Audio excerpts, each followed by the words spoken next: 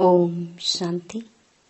6 अगस्त 2025 बाबा के महावाक्य। मीठे बच्चे, जितना समय मिले एकांत में जाकर याद की यात्रा करो। जब तुम मंजिल पर पहुंच जाएंगे तब यह यात्रा पूरी हो जाएगी। प्रश्न: संगम पर बाप अपने बच्चों में कौन सा ऐसा गुण भर देते हैं जो आधा कल्प तक चलता रहता है? उत्तर: बाप कहते, जैसे मैं अति स्वीट हूँ ऐसे बच्चों को भी स्वीट बना देता हूँ। देवताएं बहुत स्वीट हैं।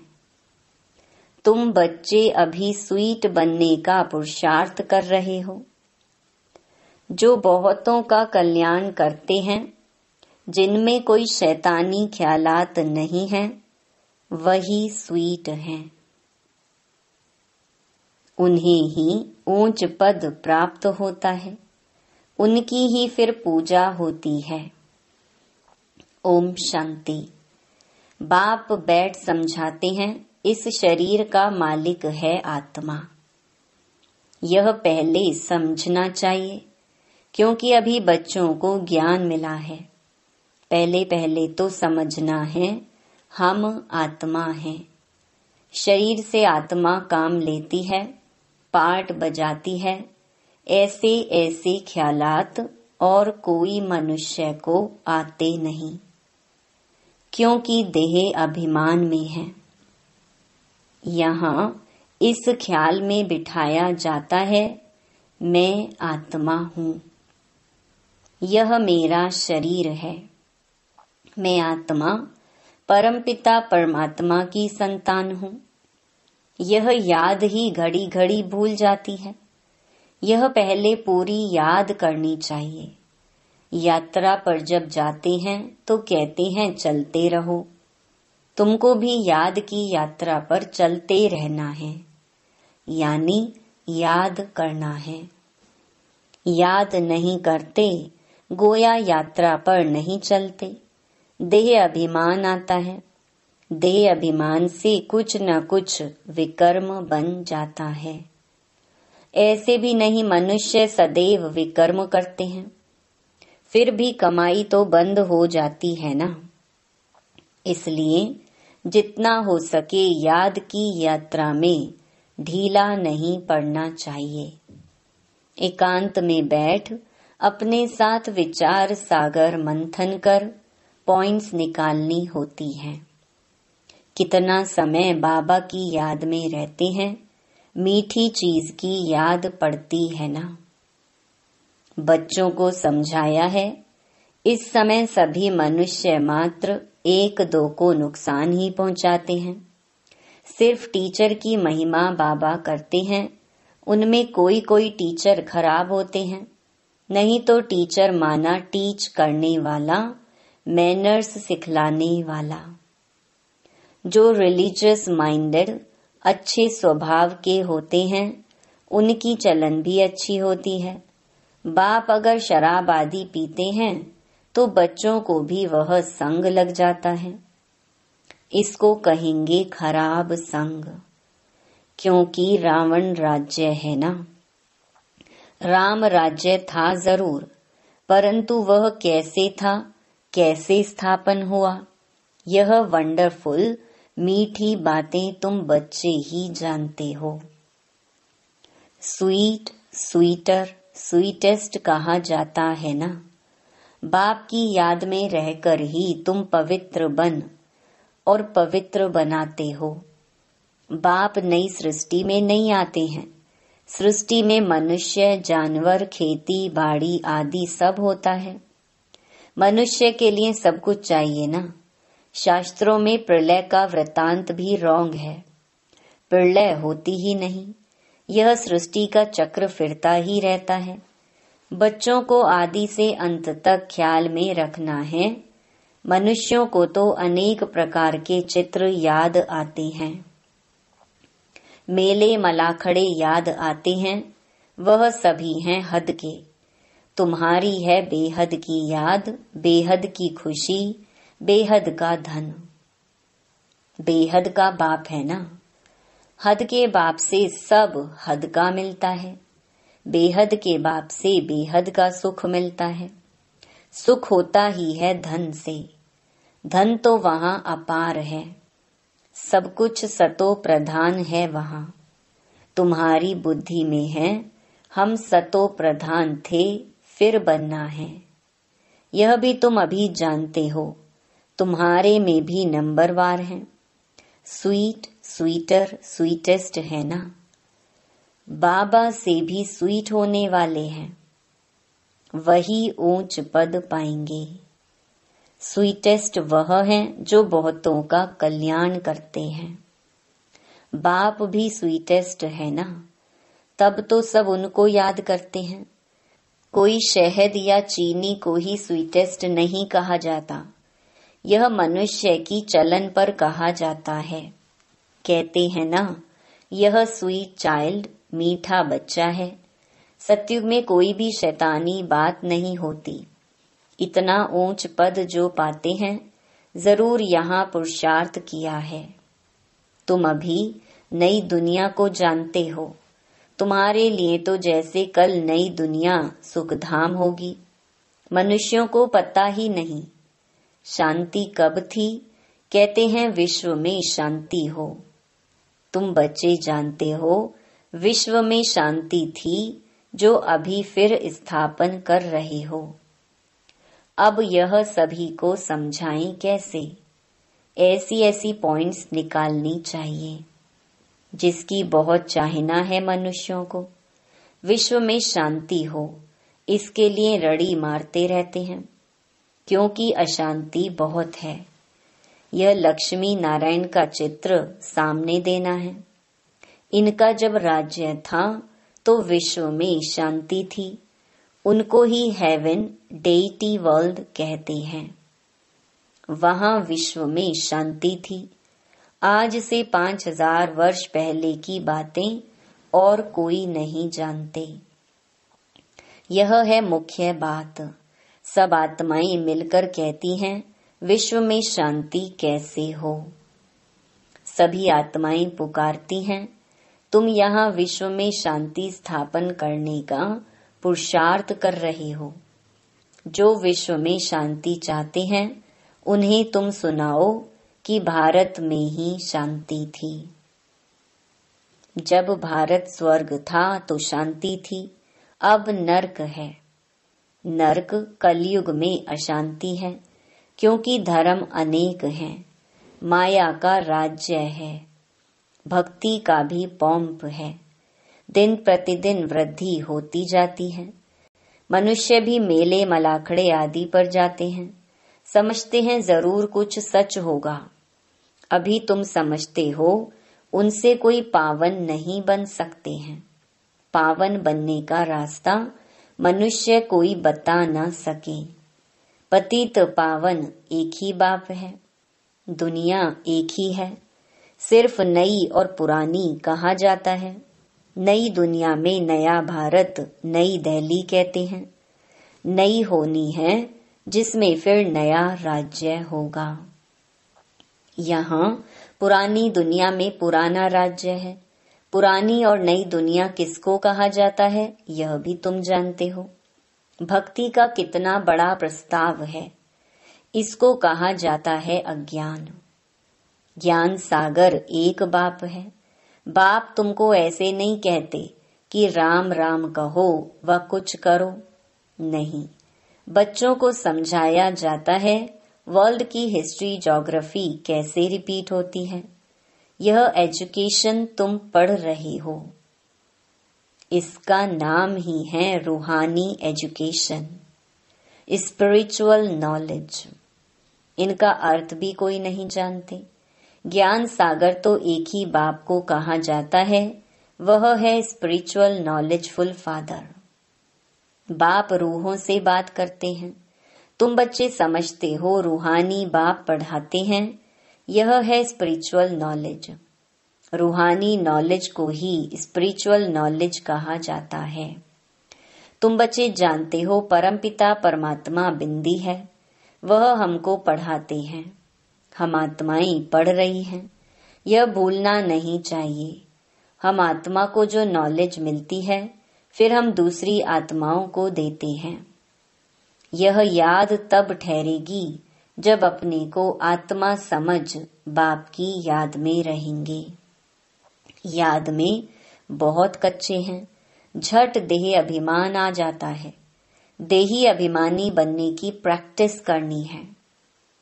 हम आत्मा इनको सौदा देते हैं, हम आत्मा व्यापार करते हैं। अपने को आत्मा समझ बाप को याद करने में ही फायदा है। आत्मा को ज्ञान है हम यात्रा पर हैं, कर्म तो करना ही है। बच्चों आदि को भी संभालना है, धंधा धोरी भी करना है। धंधे आदि में याद रहे हम आत्मा हैं। यह बड़ा मुश्किल है। बाप कहते हैं कोई भी उल्टा काम कभी नहीं करना। सबसे बड़ा पाप है विकार का, वही बड़ा तंग करने वाला है। अभी तुम बच्चे पावन बनने की प्रतिज्ञा करते हो, उसका ही यादगार यह राखी बंधन है। आगे तो पाई पैसे की राखी मिलती थी, ब्राह्मण लोग जाकर राखी बांधते थे। आजकल तो राखी भी कितनी फैशनेबल बनाते हैं। वास्तव में है अभी की बात। तुम बाप से प्रतिज्ञा करते हो हम कभी विकार में नहीं जाएंगे, आपसे विश्व का मालिक बनने का वर्षा लेंगे। बाप कहेंगे 63 जन्म तो विषय वैतरणी नदी में गोते खाए, अब तुमको क्षीर सागर में ले चलते हैं। सागर कोई है नहीं, भेंट में कहा जाता है। तुमको शिवालय में ले जाते हैं, वहां अथाह सुख है। अभी यह अंतिम जन्म है, हे आत्माएं पवित्र बनो। क्या बाप का कहना नहीं मानेंगे? ईश्वर तुम्हारा बाप कहते हैं मीठे बच्चे विकार में नहीं जाओ। जन्म जन्मांतर के पाप सिर पर हैं, वह मुझे याद करने से ही भस्म होंगे। कल्प पहले भी तुमको शिक्षा दी थी। बाप गारंटी तब करते हैं जब तुम यह गारंटी करते हो कि बाबा हम आपको याद करते रहेंगे। इतना याद करते रहो जो शरीर का भान ना रहे।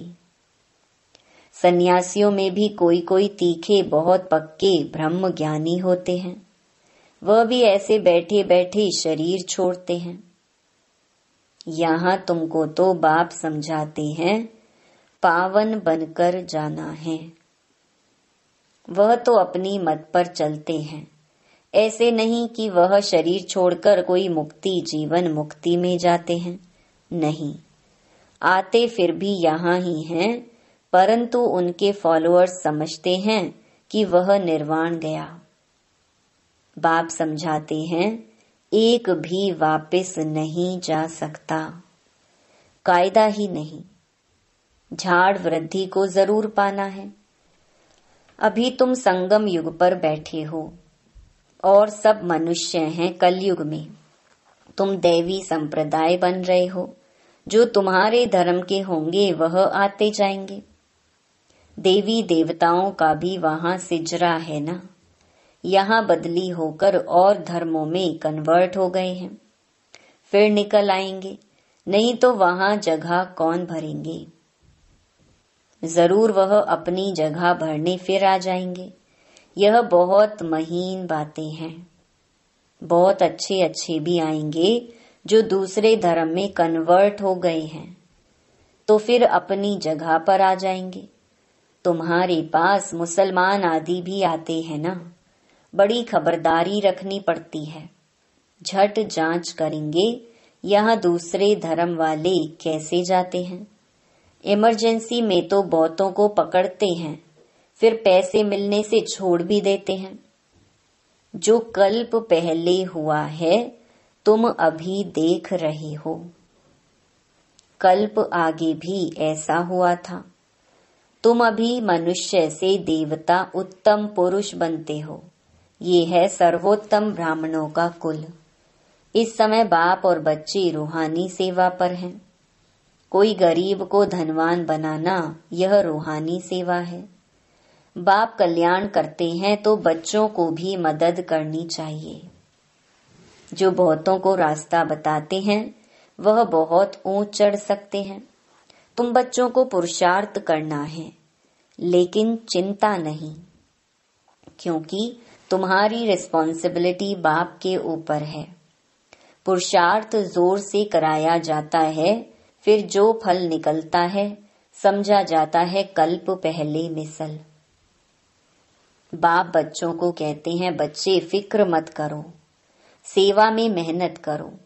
नहीं बनते तो क्या करेंगे? इस कुल का नहीं होगा तो तुम भल कितना भी माथा मारो, कोई कम तुम्हारा माथा खपाएंगे, कोई जास्ती। बाबा ने कहा है, जब दुख बहुत आता जाएगा तो फिर आएंगे। तुम्हारा व्यर्थ कुछ नहीं जाएगा, तुम्हारा काम है राइट बताना। शिव बाबा कहते हैं, मुझे याद करो तो तुम्हारे विकर्म विनाश होंगे। ऐसे बहुत कहते हैं भगवान जरूर है। महाभारत लड़ाई के समय भगवान था, सिर्फ कौन सा भगवान था उसमें मूंझ गए हैं। श्री कृष्ण तो हो ना सके। श्री कृष्ण उसी फीचर से फिर सतयुग में ही होगा। हर जन्म में फीचर्स बदलते जाते हैं। सृष्टि अब बदल रही है, पुराने को नया। अब भगवान कैसे बनाते हैं वह भी कोई नहीं जानते। तुम्हारा आखिर नाम निकलेगा। स्थापना हो रही है, फिर यह राज्य करेंगे, विनाश भी होगा। एक तरफ नई दुनिया, एक तरफ पुरानी दुनिया। यह चित्र बड़ा अच्छा है। कहते भी हैं ब्रह्मा द्वारा स्थापना, शंकर द्वारा विनाश, परंतु समझते कुछ नहीं। मुख्य चित्र है त्रिमूर्ति का। ऊंच ते ऊंच है शिव बाबा। तुम जानते हो शिव बाबा ब्रह्मा द्वारा हमको याद की यात्रा सिखला रहे हैं। बाबा को याद करो। योग अक्षर डिफिकल्ट लगता है, याद अक्षर बहुत सहज है। बाबा अक्षर बहुत लवली है, तुमको खुद ही लज्जा आएगी। हम आत्माएं बाप को याद नहीं कर सकती हैं, जिनसे विश्व की बादशाही मिलती है। आप पे ही लज्जा आएगी। बाप भी कहेंगे तुम तो बेसमझ हो, बाप को याद नहीं कर सकते हो तो वर्षा कैसे पाएंगे, विकर्म विनाश कैसे होंगे। तुम आत्मा हो, मैं तुम्हारा परम पिता परमात्मा अविनाशी हूं ना। तुम चाहते हो हम पावन बन सुखधाम में जाएं, तो श्रीमत पर चलो। मुझ बाप को याद करो तो विकर्म विनाश होंगे। याद नहीं करेंगे तो विकर्म विनाश कैसे होंगे। अच्छा, मीठे मीठे सिकी लधे बच्चों प्रति मात पिता बाप दादा का याद प्यार और गुड मॉर्निंग। रूहानी बाप की रूहानी बच्चों को नमस्ते। धारणा के लिए मुख्य सार। पहला, हर प्रकार से पुरुषार्थ करना है।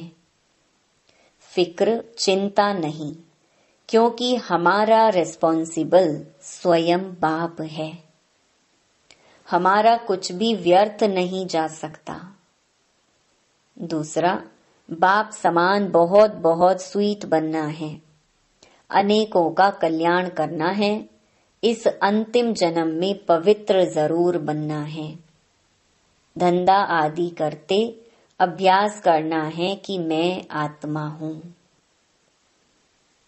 वरदान, प्रवृत्ति के विस्तार में रहते फरिश्तेपन का साक्षात्कार कराने वाले साक्षात्कार मूर्त भव। प्रवृत्ति का विस्तार होते हुए भी विस्तार को समेटने और उपराम रहने का अभ्यास करो। अभी अभी स्थूल कार्य कर रहे हैं, अभी अभी अशरीरी हो गए। यह अभ्यास फरिश्तेपन का साक्षात्कार कराएगा। ऊंची स्थिति में रहने से छोटी छोटी बातें व्यक्त भाव की अनुभव होंगी। ऊंचा जाने से नीचापन आपे ही छूट जाएगा। मेहनत से बच जाएंगे, समय भी बचेगा, सेवा भी फास्ट होगी, बुद्धि इतनी विशाल हो जाएगी जो एक समय पर कई कार्य कर सकती है। स्लोगन: खुशी को कायम रखने के लिए आत्मा रूपी दीपक में ज्ञान का घृत रोज डालते रहो।